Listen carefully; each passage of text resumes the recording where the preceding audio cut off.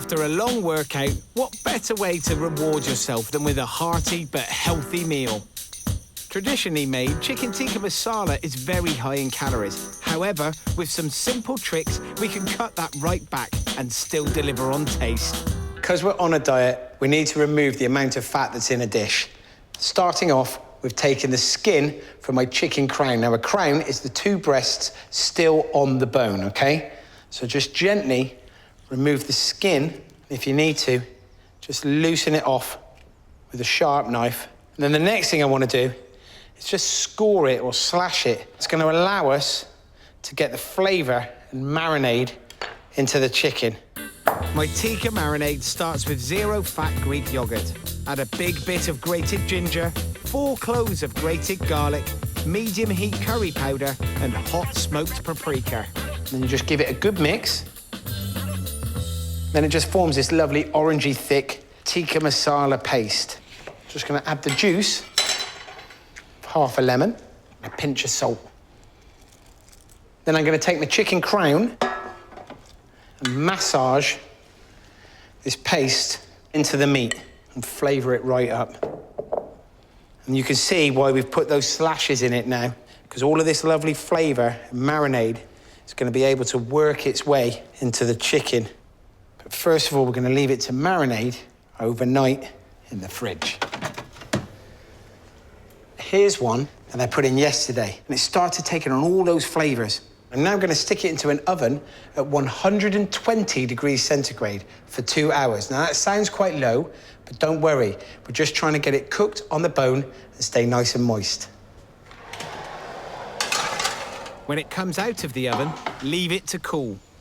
To make the masala sauce, I've got 2 onions finely diced here, and I'm sweating them down in the pan, and they've just started to caramelise and get that lovely little nutty, sugary bits. To that, I'm going to add big lump of ginger, freshly grated. And then 2 large cloves of garlic, exactly the same. The garlic and the ginger goes in.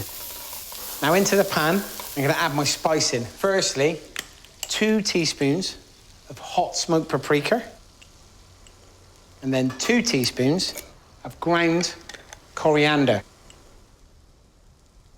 And then lastly, for that little bit of colour, is turmeric, 1 teaspoon. And we're just going to cook the spice out just a little bit, just to start releasing those natural oils and flavours. And at this point, I'm going to add 1 tablespoon of tomato puree.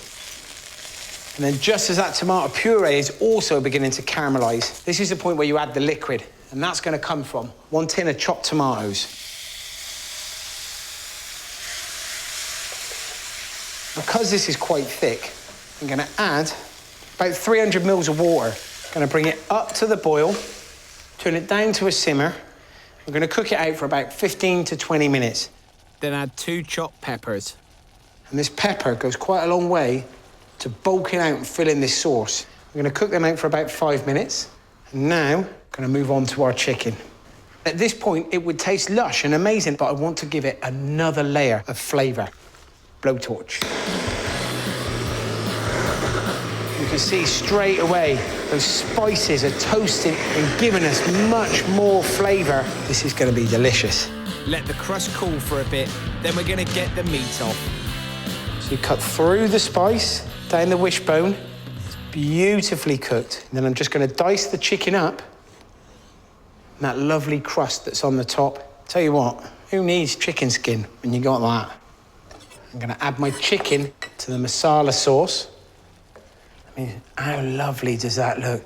The smells that are coming from it. And then the final flourish, 150 mils of natural yogurt, 0 fat. It goes in now, and it can't be on the heat, because if it goes in and it's super hot, then the yogurt will split.